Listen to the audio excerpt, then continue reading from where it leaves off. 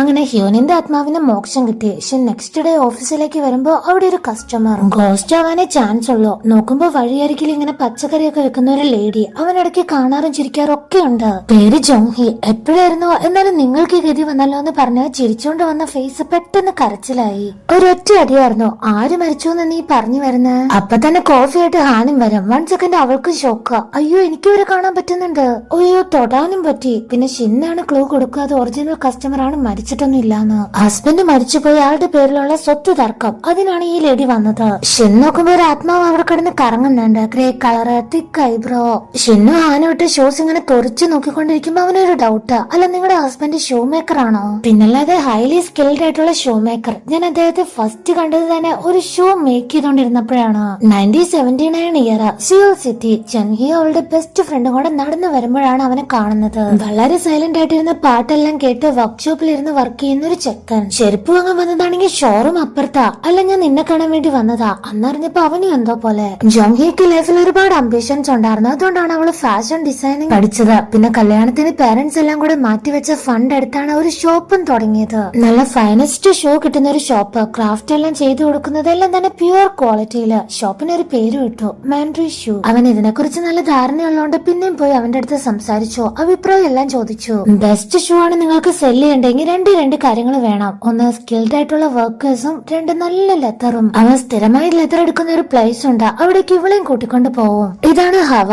ആളുണ്ടാക്കുന്ന leathers എല്ലാം നല്ല സ്ട്രോങ്ങും ആണ്, സെയിം ടൈം തന്നെ നല്ല സോഫ്റ്റും ആണ്. അങ്ങനെ 3 പേരും തമ്മിൽ നല്ല ഫ്രണ്ട്സും ആയി. അത് മാത്രമല്ല ടീമായിട്ട് വർക്ക് എടുത്ത് തുടങ്ങി. ഇപ്പൊ ഹാനിട്ടിരിക്കുന്ന ഷൂവിന്റെ ഡീറ്റെയിൽസ് എല്ലാം പറയാണ്. അവരുടെ തന്നെ ക്ലാസ് ലൈൻ പ്രൊഡക്റ്റ് ആണ് ഇത്. ഭയങ്കര അഭിമാനത്തോടു കൂടിയാണ് ആ ലേഡി സംസാരിക്കുന്നത്. അല്ല ഇത്രയ്ക്ക് പാഷൻ ഉണ്ടായിട്ട് എന്തിനാ ഒരു ബിസിനസ് കിറ്റ് ചെയ്തെന്ന് ചോദിച്ചാ, കമ്പനി റൺ ചെയ്യുന്നതിനേക്കാൾ ഇമ്പോർട്ടന്റ് ആയിട്ടുള്ള കാര്യങ്ങൾ ലൈഫിൽ വന്നു. ലെതർ പല കളറിലുണ്ട്. ഏത് കളർ വേണമെന്ന് പറഞ്ഞു അത് പറഞ്ഞ കളറിൽ മേക്ക് ചെയ്ത് കൊടുക്കും.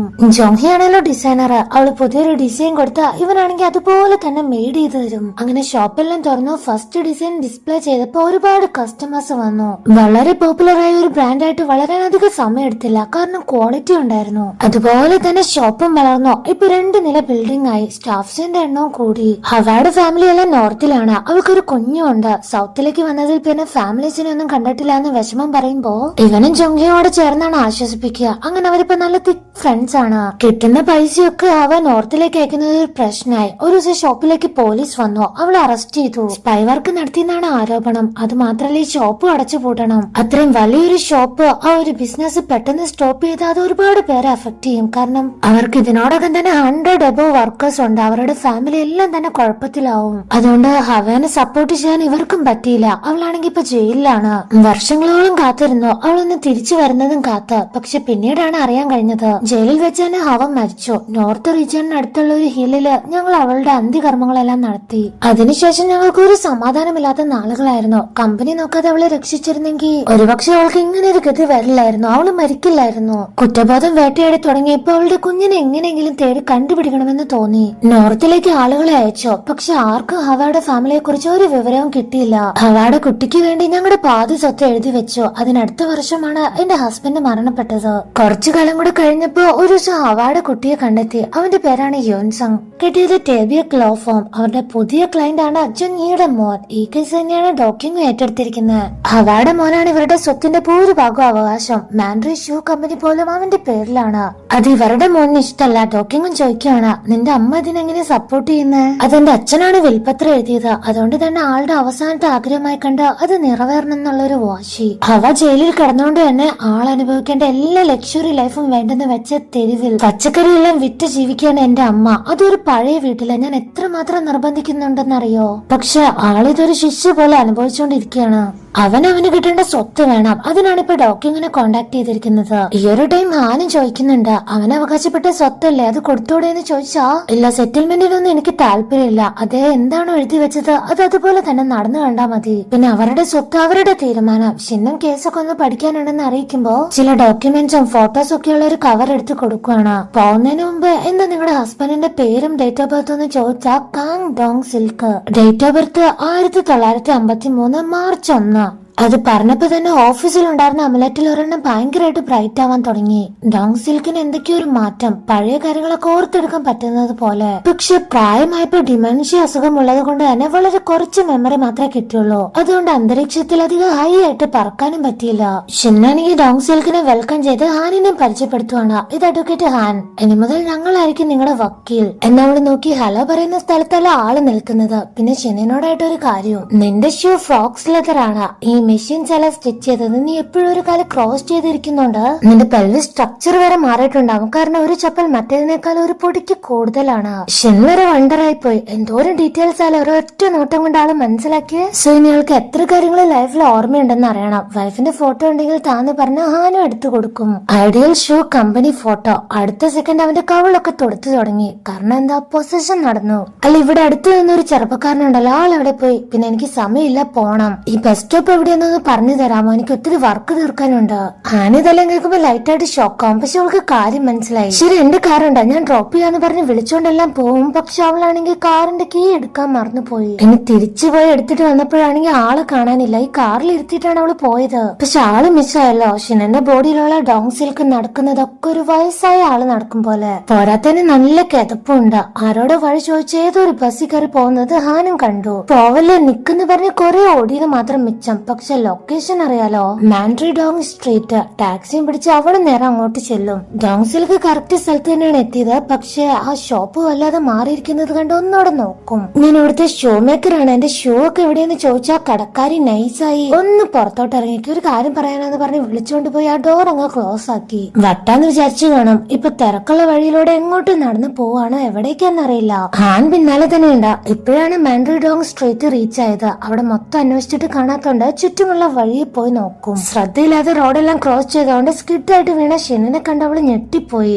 ഭയങ്കര ടെൻസ്ഡ് ആയിട്ടാണ് ഓടി വരിക. എവിടാന്ന് വെച്ചാൽ നോക്കുക, ഇപ്പൊ വീണ സ്ഥലത്ത് പോലും ആളെ കാണാനില്ല. അവള് വന്നപ്പോഴേക്കും വേറെ ഏതോ ഒരു വഴി പോയി. അങ്ങനെ കുറെ നടന്ന് ലാസ്റ്റ് ആണ് കണ്ടെത്തുക. വലിയൊരു കയറ്റം. അത് കയറാൻ പറ്റാതെ ക്ഷീണിച്ചിരിക്കുകയാണ്. അപ്പൊ അങ്ങോട്ടേക്ക് ഹാനും ചെല്ലും. അവൾ ഒരുപാട് നടന്ന് കാലിലിട്ട ചെരുപ്പ് കൊണ്ട് കുറച്ച് മുറിവായിട്ടുണ്ട്. ഡോങ് സിൽക്കാണെങ്കിൽ ചപ്പല് വാരി അവിടെ ഇവിടെയൊക്കെ ശരിയാക്കി കൊടുക്കും. എന്നിട്ടാണ് ചോദിക്കുക, നീ ഏതാ, നിനക്ക് എന്നെ അറിയോന്ന്. അവളാണെങ്കിൽ ഡോങ് സിൽക്കിന്റെ കയ്യിലെ മുറിവ് നോക്കി, ലോങ്ലി ആയിരുന്നല്ലേ ഇത്രയും നാള്, ഒന്ന് സംസാരിക്കാൻ പോലും ആരും ഉണ്ടായിരുന്നില്ല അല്ലെ? സാരമില്ല, എന്നോട് പറഞ്ഞോ, ഞാനുണ്ടാവും. സമാധാനപ്പെടുത്തി ഓഫീസിലേക്ക് കൊണ്ടുവരും. ആ ഒരു പൊസിഷൻ മാറ്റും. ഇപ്പൊ ചിന്നാണ് സംസാരിക്കുന്നത്. ഈ കേസ് സെറ്റിൽമെന്റിന് പോയി ഒത്തുതീർപ്പാക്കുന്നതല്ലേ നല്ലതെന്ന് ചോദിച്ചാ, പക്ഷെ അവൻ അതിനോട് തീരെ താല്പര്യമില്ല. എന്നാ ശരി, നിന്റെ ഇഷ്ടം പോലെ, നമുക്ക് ടീമായിട്ട് തന്നെ വർക്ക് ചെയ്യാം. ഇപ്പൊ ഇവരെല്ലാവരും ഒരേ ടീമാണ്. ഇവിടെ ഡോക്യുമെന്റ് അവന്റെ അച്ഛനാണെങ്കിൽ ഐഡിയൽ ഷോ കേസിൽ നിന്ന് മാറ്റിയിരിക്കുകയാണ്. കാരണം ഓപ്പോസിറ്റ് ഹാനും ഷിന്നു ആണല്ലോ. ഹാനിനോട് അവന് പേഴ്സണൽ ഫീലിംഗ്സ് ഉണ്ടെന്ന് ആൾക്ക് മനസ്സിലായി. അതുകൊണ്ട് എന്ന് അവന് ഉറപ്പ് പറയും. എന്റെ ഫീലിംഗ്സ് ഒന്നും ഈ കേസിന് ഒരു തരത്തിലും ബാധിക്കാൻ പോകുന്നില്ല, ഞാൻ തന്നെ ഈ കേസ് അന്വേഷിക്കും. അവൻ അത്രയും ബോൾഡ് ആയിട്ട് ഒരു തീരുമാനം എടുത്തത് അപ്പായിരിക്കും ഭയങ്കര സന്തോഷം. ഡോങ് സിൽക്കിനെ ഇപ്പൊ സ്വന്തം വീട്ടിലേക്ക് കൂട്ടിക്കൊണ്ട് പോയിരിക്കുകയാണ് ഷിന്ന. അത് ആളുടെ വീടാണെന്ന് പോലും ഓർമ്മയില്ല. എന്തോ ഫെമിലിയാരിറ്റി തോന്നുന്നുണ്ട്. പക്ഷെ ആ വർക്ക്ഷോപ്പിലിരുന്ന ഒരു ബ്ലാക്ക് ബോക്സ്, അതിൽ എന്തൊക്കെയോ ഒരു ഓർമ്മകൾ സ്ട്രൈക്ക് ആവും. പക്ഷെ ഷിന്ന അത് കാര്യാക്കില്ല. ഇപ്പൊ ജോൻഹി കൊടുത്ത ചില ഡോക്യുമെന്റ്സ് ബോക്സും ഹാനും തമ്മിൽ ചെക്ക് ചെയ്തോണ്ടിരിക്കുകയായിരുന്നു. ഈ അപ്പാപ്പൻ പ്രോസസ് ആയിട്ട് അവന്റെ ഷൂ എടുത്ത് താഴേക്ക് ഇട്ടു. അത് 5ാം നിലയിൽ നിന്ന് താഴേക്ക് ഇട്ടു. കൊണ്ടേ കളയുടെ പാട്ട സാനെന്ന്. പാവം ബോങ്സു തൊങ്കിയാണ് അവൻ താഴേക്ക് ഇറങ്ങി പോകുന്നത്. ഇപ്പൊ ട്രയൽ നടക്കുന്നതിന് മുന്നേ തന്നെ കിട്ടാവുന്ന എവിഡൻസ് എല്ലാം തന്നെ പൊക്കണം. KBO കമ്പനി അതിന്റെ തിരക്കിലാണ്. ഡോക്യുമെന്റ് ആവട്ടെ നല്ല എഫോർട്ട് ഇടുന്നുണ്ട് ഈ കാര്യത്തില്. ഇപ്പൊ ഹാനിനുള്ള പ്രധാന പ്രശ്നം എന്താണെന്നറിയോ, ഷിനിനെ ഇടക്കിടക്ക് കാണാതാവുന്നതാണ്. ഡോങ് സിൽക്ക് ഇങ്ങനെ വയ്യാതായി ഓർമ്മയില്ലാതെ എവിടെയെങ്കിലും ഒക്കെ പോയി അലഞ്ഞു തിരിഞ്ഞ് ഇപ്പൊ പോലീസ് സ്റ്റേഷനിൽ നിന്നൊക്കെയാണ് അവൾക്ക് കോള് വരുന്നത്. പിന്നെ ഓൾഡ് ഫോട്ടോഗ്രാഫ്സ് എല്ലാം വെച്ച് ഹവായ എവിടെയെങ്കിലും അറിയോന്നൊക്കെ അന്വേഷിക്കും. പക്ഷെ ആർക്കും അറിയില്ല. പിന്നെ വേറൊരു പ്രശ്നം കൂടെ ഉണ്ട്. ബോങ്സുവിനെ കൊണ്ട് ഈ കാറിന് ഒരു ഷൂ ഇടിപ്പിക്കുന്നില്ലാന്നേ. അവനിടും, ഇയാൾ വലിച്ചൂരി അറിയാം. ഇത്തവണ ഹാനത് ക്യാച്ച് ചെയ്യും. ബോങ്സുവിന് ഷൂ കൊടുത്തപ്പോ അവനാണെങ്കിൽ ഡോങ് സിൽക്കിന്റെ അടുത്ത് നിന്ന് ജീവനും കൊണ്ടാണ് ഓടി രക്ഷപ്പെടുന്നത്. ഷിന്ന ഹാനും കൂടെ ഒരു ലെതർ ഫാക്ടറിയിലേക്കാണ് വന്നിരിക്കുന്നത്. എന്തിനാ? ഹവായുടെ മോനെ കണ്ടുപിടിക്കാൻ.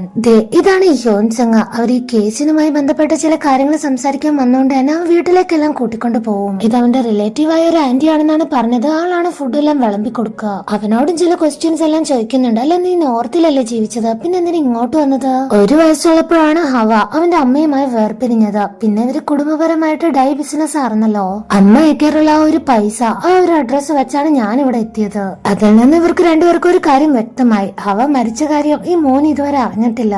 വീടെത്തറുമ്പോ ഹാൻ ഒരു ബോക്സ് കൊടുക്കുകയാണ്, ഒരു ഗിഫ്റ്റ് ബോക്സ്. ഷിന്നു ഓപ്പൺ ചെയ്ത് നോക്കുമ്പോ ഒരു ചെയിൻ ബൊക്കെയാണ്, അത് തുറക്കാൻ പറ്റും. അതിൽ ഇവളുടെ ഫോൺ നമ്പർ വെച്ചിട്ടുണ്ട്. ഇപ്പൊ കൂടെയുള്ള ഗോസ്റ്റിന് മറവിയുണ്ടല്ലോ, പൊസസ് ആയിട്ട് എങ്ങോട്ടെങ്കിലും ഒക്കെ പോയാ അവൾക്ക് കണ്ടെത്തണ്ടേ, അതിനുവേണ്ടി. അപ്പൊ അവനോട് സ്നേഹമൊക്കെ ഉണ്ടല്ലോ എന്ന് ഡോങ് സിൽക്കും ചിരിക്കും. ഇത് ലവ് തന്നെ. എന്നാൽ ആൾക്ക് ഇപ്പോഴാണ് ഒരു കാര്യം സ്ട്രൈക്ക് ആവുന്നത്. ആ ഒരു ബ്ലാക്ക് ബോക്സ്, അതിനകത്ത് എന്താന്ന് ഓർമ്മ വരും. ഷിനിന്റെ കവിളെല്ലാം ചോന്ന് തുടക്കുന്നുണ്ട്. ഒരൊറ്റ സെക്കൻഡ് കൊണ്ട് തന്നെ പോസസ് ആയി. ട്രാഫിക്കിൽ ജോളിയായിട്ട് ഒരു ലവ് സോങ് എല്ലാം പ്ലേ ചെയ്ത് ഡാൻസ് എല്ലാം കളിച്ചാണ് ആള് ഡ്രൈവ് ചെയ്ത് വീട്ടിലേക്ക് പോകുന്നത്. ജോണൊക്കെ കയ്യിലെടുത്തോ നല്ല ഭംഗിയുള്ള ഒരു ചെരുപ്പ്, അത് ജോങ്ങിക്ക് വേണ്ടി റെഡിയാക്കണം. ഞാൻ എന്റെ ലൈഫിൽ ഇത്രയധികം ചെരുപ്പ് മേക്ക് ചെയ്തിട്ട് അവൾക്ക് ഇതുവരെ ഒന്നും കൊടുക്കാൻ പറ്റിയിട്ടില്ല. എന്നാ പ്രണയം ആദ്യമായിട്ട് തോന്നിയതും അവൾക്കായിരുന്നു. അത് അവനെ എങ്ങനെ അറിയിക്കും? ലെറ്റർ ആക്കി അയച്ചാലോ? ഒരുപാട് പ്രണയലേഖനം അവൾ അങ്ങനെ എഴുതി കൂട്ടും, പക്ഷെ ഒന്നും കൊടുക്കാൻ പറ്റിയിട്ടില്ല. ഒരു ദിവസം തീരുമാനം എടുത്തു, ചോക്ലേറ്റും ആ ലവ് ലെറ്ററുമായിട്ട് ആളെ കാണാൻ പോയതാണ്. രാത്രിയെന്നോ പകലെന്നോ ഒന്നുമില്ലാതെ പാഷനേറ്റ് ആയിട്ട് വർക്ക് ചെയ്യും. അതാണ് അവന്റെ സ്കില്ല്. ജോക്കിങ് ഒരു ബൊക്കെയൊക്കെ ആയിട്ട് ഷിനിന്റെ ഓഫീസിന് പുറത്തുണ്ട്. ഞാനിപ്പോ മറ്റൊരു ഓഫീസിൽ വർക്കിംഗ് ആണെങ്കിലും അവളെടുത്ത തീരുമാനം കറക്റ്റ് ആയിരുന്നു. അതുകൊണ്ട് കൺഗ്രാറ്റ്സ് ആന്ന് ആ ബൊക്കയിൽ എഴുതി പിടിപ്പിച്ചിട്ടുമുണ്ട്. പക്ഷെ എന്തുകൊണ്ടോ കൊടുക്കാൻ പറ്റിയില്ല, ഒരു മടി. ഷിനിന്റെ ഓഫീസിലാണല്ലോ അവള് വർക്ക് ചെയ്യുന്നത്, അതുകൊണ്ട് ഭയങ്കര മടിയുണ്ട്. ഇതേ ടൈം തന്നെ ഹാനിന്റെ അച്ഛനാണെങ്കിൽ അവൾക്ക് കുറച്ച് ഹോംലി ഫുഡൊക്കെ ആയിട്ട് ആ വഴി വരുന്നുണ്ടായിരുന്നു. ശ്രദ്ധിക്കാതെ പോയി ഇടിച്ചതാണെങ്കിൽ ഡോക്യുമെന്റ് കാറിലോ, കാർ സ്ക്രാച്ചായി. മതിയില്ല, അവൻ ദേഷ്യപ്പെട്ട് ഇറങ്ങി വന്ന് ഫുൾ വഴക്കാണ്. എടാ കുളവത്താൻ എന്താണ് കാണിച്ചത്? എനിക്ക് എന്താ കണ്ണു കണ്ടൂടെ? ബാക്കിൽ നിന്നപ്പോ ഹാനിന്റെ വിളിയുണ്ട്. ഇത് ഇവളുടെ അച്ഛനായിരുന്നു. എന്റെ ദൈവമേ. ഡോക്യുമെന്റ് പിന്നെ വളരെ മാന്യമായിട്ടാണ് സംസാരിക്കുക. അങ്കിൾ പോട്ടെ, സാരല്ല, ചെറിയ സ്ക്രാച്ച് അല്ലേ, അതൊന്നും കുഴപ്പമില്ല, ഞാൻ ക്ഷമിച്ചു എന്നൊക്കെ പറഞ്ഞ ആളിപ്പോഴും ഭയങ്കരമായിട്ട് സോറി പറയാണ്. മോനെ, ഞാൻ അറിയാതെ ചെയ്തത് എന്റെ ശ്രദ്ധക്കുറവായിരുന്നു. അതിന് ഇവനാണെങ്കിൽ സമ്മതിക്കില്ല. അതൊന്നും കുഴപ്പമില്ല അങ്കിൾ എന്ന് പറയുന്ന ടൈം തന്നെ ഹാനും അങ്ങോട്ട് വരും. കാര്യമെല്ലാം ചോദിച്ചു പറയുമ്പോ ഈ കാറിന് ഇൻഷുറൻസ് ഉണ്ട്, എല്ലാം ഞാൻ റെഡിയാക്കി തരാന്ന് അവൾ ഉറപ്പ് കൊടുക്കും. അതിന്റെ ഒന്നും ഒരു ആവശ്യമില്ല എന്ന് പറഞ്ഞ് അവനിങ്ങനെ പോവാൻ ഇറങ്ങുമ്പോഴാണ് ആ കാറിൽ ഹാനിന് വേണ്ടി വാങ്ങിയ ബൊക്കെ ഉണ്ടല്ലോ, അത് അവള് കണ്ടു. അത് നിനക്ക് വേണ്ടി വാങ്ങിയതൊന്നും അല്ലെന്ന് അവൻ ഇപ്പോഴും കള്ളം പറയും. പക്ഷെ അതിൽ പേരുണ്ടല്ലോ, അതുകൊണ്ട് നാറി നാണം കിട്ടു. കട്ടിയതോടെ ഡോങ് സിൽക്കിന്റെ വീട്. ആൾ അവിടെ ഇരുന്ന് എന്തൊക്കെയോ വർക്കെല്ലാം കഴിഞ്ഞ് കൊറേ നേരം കഷ്ടപ്പെട്ടു. ആ ക്ഷീണത്തിലൊന്ന് ഫേസ് വാഷ് ചെയ്തതാണ്. വെള്ളം തൊട്ടപ്പോഴത്തേക്ക് ആ ഒരു പൊസഷൻ അങ്ങോട്ട് മാറി. ഷൻ തിരിച്ചു വന്നു. അവനിപ്പോ എവിടെയാ എന്താണെന്ന് പോലും ഒന്നും മനസ്സിലായിട്ടില്ല. കൈ നോക്കി ലൈറ്റായിട്ട് മുറിഞ്ഞിട്ടുണ്ട്. അവന്റെ ഫോണും മിസ്സായി. ഇപ്പൊ ഡോങ് സിൽക്ക് അടുത്തുണ്ടല്ലോ. ആളോട് ചോദിക്കാന്ന് വിചാരിച്ച ഒരു കാര്യമില്ല. ഇത്രയും നേരം അയാൾ എന്താ ചെയ്തോണ്ടിരുന്നേന്ന് പോലും ആൾക്ക് ഓർമ്മയില്ല. അവനെ കൊറേ നേരം കാണാത്തോണ്ട് ഹാൻ ഭയങ്കര ടെൻഷനായിട്ട് ഓടി വരും. വന്നപ്പോ തന്നെ വഴക്കാണ്, പിന്നെ കൊറേ പിണക്കവും. അവനാണെങ്കിൽ ലൈറ്റായിട്ട് ശരി വരുന്നുണ്ട്. ഇതൊക്കെ സ്നേഹം ഉള്ളതുകൊണ്ടാണല്ലോ, അതുകൊണ്ട് അവന് കുഴപ്പമില്ല. മാത്രല്ല അവന്റെ അമ്മ മാത്രമേ അവന് ഇതുവരെ വഴക്ക് പറഞ്ഞിട്ടുള്ളൂ. ഇപ്പൊ ഇവളിങ്ങനെയൊക്കെ ചെയ്യുമ്പോ അവൻ എന്തോ വല്ലാത്തൊരു ഫീല്. അതുകൊണ്ട് ചിരി കൺട്രോൾ ചെയ്യാനേ പറ്റുന്നില്ല. ഭയങ്കര ചിരിയാണ്. അപ്പൊ അവളിങ്ങനെ സൂക്ഷ്മമായിട്ട് നോക്കുന്നത് കാണുമ്പോ ശരി ഓക്കെ, നീ എനിക്ക് വേണ്ടി ഒത്തിരി വറീഡ് ആയതല്ലേ, ടെൻഷൻ അടിച്ച് നിനക്ക് നല്ല വിശപ്പുണ്ടാവും, വാ ഫുഡ് കഴിക്കാന്ന് പറഞ്ഞ ഒരു റെസ്റ്റോറന്റിലേക്ക് കൂട്ടിക്കൊണ്ടുപോകും. അത് ഇഷ്ടം പോലെ ഫുഡാണ്. അൺലിമിറ്റഡ് ആയിട്ട് ഫുഡ് കിട്ടുന്ന ഒരു സ്ഥലം. അവളുടെ പിണക്കമൊക്കെ പിന്നെ ഒന്ന് മാറ്റണ്ടേ? വയറ് നിറച്ച് ഫുഡ് കൊടുത്താൽ ഇത് പിണക്കാൻ മാറാത്ത, അതുകൊണ്ട് ഒരു ലോഡ് ഫുഡ് വാങ്ങി കൊടുക്കും. ഇപ്പൊ നെക്സ്റ്റ് ഡേ കോട്ടിൽ നിന്ന് ട്രയൽ ഡേ ആണ്. ഷിനിനെയും ഹാനിനെയും മിസ്റ്റർ പാർക്ക് കണ്ട് ഓൾ ദി ബെസ്റ്റ് എല്ലാം വിഷ് ചെയ്യും. ഓപ്പോസിറ്റ് ടീം ആണെങ്കിലും പാർക്ക് അവനോട് സ്നേഹത്തോടു കൂടിയാണ് പെരുമാറുന്നത്. അപ്പൻ എന്തിനാ അവനോട് ഇത്രയ്ക്ക് സോഫ്റ്റ് കോർണർ? അത് അവൻ ഇച്ചിരി ഡയറക്റ്റ് ആയിട്ട് തന്നെ ചോദിക്കും. ഇവിടെ ജൻഹിയും കോട്ടിലേക്ക് വരാൻ വേണ്ടി ഇറങ്ങിയതാണ്. അപ്പോഴാണ് ആ ബ്ലാക്ക് ബോക്സ് കണ്ടത്. ഇതെങ്ങനെ ഇവിടെ വന്നു എന്ന് ഡൗട്ടായിട്ടാണ് ഓപ്പൺ ചെയ്ത് നോക്കിയത്. അപ്പോ ഭയങ്കരമായിട്ട് ഷോക്കായി പോയി. ആളുടെ ഹസ്ബൻഡ് മേക്ക് ചെയ്യുന്ന അതേ ഷൂ. സങ്കടാണോ അതോ കുറ്റബോധമാണോ എന്നറിയില്ല. അത് എടുത്തുകൊണ്ട് തന്നെയാണ് ട്രയലിന് വരുന്നതും. ഡിഫൻസ് വക്കീലായിട്ട് ഷിന്നാണ് ചെല്ലുന്നത്. 1979 3 പേർ തുടങ്ങിയ ഒരു സ്ഥാപനം. അതിനുള്ള തെളിവായിട്ട് ഫോട്ടോഗ്രാഫ്സ് സബ്മിറ്റ് ചെയ്തിട്ടുണ്ട്. പിന്നെ മരിക്കുന്നതിന് മുമ്പ് ഡോങ് സിൽക്ക് എഴുതിയ വിൽപത്രം അതും സബ്മിറ്റ് ചെയ്തിട്ടുണ്ട്.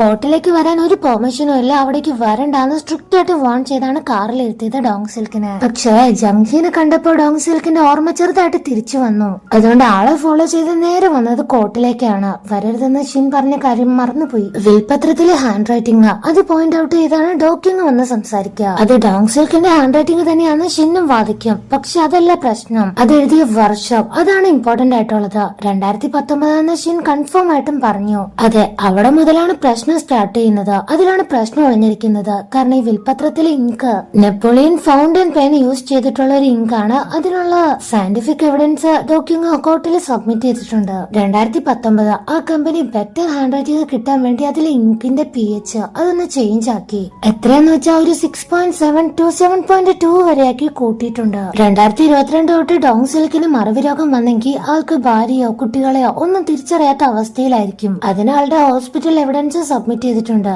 അങ്ങനെയുള്ള ഒരാൾ എങ്ങനെ ഈ വിൽപത്രം എഴുതും എന്ന ക്വസ്റ്റ്യൻ വന്നതോടുകൂടി എല്ലാവരും പാനിക് ആവും. വേണ്ടി ഒരു ഫ്ലാഷ് ബാക്ക് കാണിക്കുകയാണ്. ഈ ജൊൻഹി ആണെങ്കിൽ അവന് വേണ്ടി ചോക്ലേറ്റ് ആ ലെറ്ററുമായിട്ട് കാണാൻ വന്നല്ലോ. കൂടെ തന്നെ വേറൊരു ഗേള് എന്ന് പറഞ്ഞാൽ നമ്മുടെ ഹവ ഗേള് അവനോട് ചിരിച്ചു കളിച്ച് കൂടുതൽ ക്ലോസ് ആയിട്ട് ഇടപഴകുന്നത് കണ്ടപ്പോഴേ അവളുടെ മനസ്സ് തകർന്നു. ഇവര് തമ്മിൽ ലവ് ആണോ എന്ന് വരെ തെറ്റിദ്ധരിച്ചു. കരഞ്ഞോണ്ടാണ് തിരികെ പോരുന്നത്. ആള് കോർട്ടിലിരുന്ന ആ കാര്യങ്ങളൊക്കെ ഓർത്തോണ്ടിരിക്കുമ്പോ ഇപ്പൊ ഡോങ് സിൽക്കിന് മറ്റൊരു കാര്യം കൂടെ സ്ട്രൈക്ക് ആവും. ഈ ജൊൻഹി തന്നെയാണ് ആ ഒരു പെൻ കൊടുത്ത് വിൽപത്ര ഹോസ്പിറ്റലിൽ വെച്ച് എഴുതിപ്പിച്ചത്. ആള് പറഞ്ഞു കൊടുത്ത കാര്യം അതേപോലെ തന്നെ എഴുതിപ്പിച്ചു. എന്താന്ന് വെച്ചാ ഡോങ് സിൽക്കിന് അന്നേരം മെമ്മറി ഒന്നും ഉണ്ടായിരുന്നില്ലല്ലോ. ഞാൻ പറയുന്ന കാര്യങ്ങളൊന്നും എഴുതാമോ എന്ന് ചോദിച്ചാൽ ആൾ അതിന് സമ്മതിച്ചു. എങ്ങനെയാണ് ഈ വിൽപത്രം തയ്യാറാക്കിയെന്ന് ഡോക്യുമ കോർട്ടിൽ ഇപ്പൊ തെളിയിച്ചു കഴിഞ്ഞു. അത് മാത്രമല്ല വേറൊരു ടെസ്റ്റും കൂടെ കോർട്ടിൽ പൊട്ടുവാണ്. ഈ ഹവായെ സ്പൈ ആണ്, സ്പൈ വർക്കാണ്, ടെററിസ്റ്റ് ആണ് എന്നൊക്കെ പറഞ്ഞ് പോലീസിന് ഒറ്റിക്കൊടുത്തതും കത്തയച്ചതും ജെൻഹി തന്നെയാണ്. കേസാണെങ്കിൽ ഷിനിന്റെ കയ്യിൽ നിന്ന് പോയിക്കൊണ്ടിരിക്കുകയാണ്. ഏകദേശം തോൽവി ഉറപ്പായി. മിലിറ്ററി ഓഫീസിലേക്ക് ജെൻഹി അന്ന് അയച്ച ലെറ്റർ അതിപ്പോ സബ്മിറ്റ് ചെയ്തിട്ടുണ്ട്. സ്വന്തം ഗിൽറ്റ് മറയ്ക്കാനുള്ള ചെറിയൊരു പ്രതിഫലം അതാണ് ഹവായുടെ മോനോട് ഈ സ്ത്രീ കാണിച്ചുകൊണ്ടിരിക്കുന്നത്. അതോടെ ഇപ്പൊ ജെൻഹിക്ക് അവിടെ നിൽക്കാൻ പറ്റുന്നില്ല. ഭയങ്കരമായിട്ട് കരഞ്ഞുകൊണ്ട് കോർട്ടിൽ നിന്ന് ഇറങ്ങിപ്പോയി. ഡോങ് സിൽക്ക് ഇതെല്ലാം കേട്ടോണ്ട് നിൽക്കുവായിരുന്നല്ലോ. ആൾക്കും ഭയങ്കര സങ്കടം. സ്വന്തം ഭാര്യയില് കരഞ്ഞോണ്ട് ഇറങ്ങിപ്പോയേ. ഭയങ്കരമായിട്ട് ദേഷ്യം വരുന്നുണ്ട്. ഷിനിന്റെ ഫേസ് ഒക്കെ ചുമന്ന് തൊടുത്തു. സെയിം ടൈം തന്നെ അതെ പൊസഷൻ നടക്കാൻ പോവാണ്. ഇത് കോർട്ടാണ്, ഇവിടെ നീ വരാൻ പാടില്ല എന്ന് ഷിൻ പറയുന്നുണ്ട്. പക്ഷെ ആള് കേട്ടില്ല. അതേടാ ഞാനാ വിൽപത്രം എഴുതിയ, എന്റെ സ്വത്ത് ആർക്ക് കൊടുക്കണമെന്ന് ഞാൻ തീരുമാനിക്കും, നീ ഏതാടാ? ഹാനിപ്പോ പകച്ച് ബോങ്സൂനെ ഒന്ന് നോക്കിയാ അവൻ അതിനേക്കാൾ കൂടുതൽ ടെൻഷൻ. ഞാൻ എന്ത് ചെയ്യാനാ? ഇനി വേറെ വഴിയൊന്നുമില്ല. ഡോങ് സിൽക്കാണെങ്കിൽ കോട്ടി കിടന്ന് ഭയങ്കര ബഹളം വെക്കുകയാണ്. തല്ലി തീർക്കാന്ന് വരെ പറയുന്നുണ്ട്. അവൻ വേഗം തന്നെ ചാടി എഴുന്നേറ്റ് ഷിനിന്റെ വാ പൊത്തുവാണ്. അവന് ചെറിയ അസുഖമുണ്ട്, ബേബിയുടെ മരുന്നൊക്കെ കഴിച്ചോണ്ടിരിക്കുക, ക്ഷമിക്കണം ഒന്നും വിചാരിക്കല്ലേ എന്ന് പറഞ്ഞ് ബോങ്സൂനെ നോക്കി കണ്ണുകൊണ്ട് ഒരു സിഗ്നല് കാണിക്കും. അവൻ അപ്പൊ തന്നെ ചാടി എഴുന്നേറ്റ് അവിടെ ഇരുന്ന കുപ്പി വെള്ളം മുഖത്തേക്ക് ഒഴിച്ചോണ്ട് ആ ഒരു പൊസിഷൻ മാറി കിട്ടി. പക്ഷെ കോർട്ട് അവിടെയുള്ളവര് എല്ലാവരും ചിന്നനെ തന്നെയാണ് നോക്കുന്നത്. അവൻ ആകെ പെട്ടു. സോ ഗൈസ് ഇങ്ങനെ ഒരു സീൻ കാണിച്ചുകൊണ്ടാണ് ഈ ഒരു എപ്പിസോഡ് ഉണ്ടാവുന്നത്.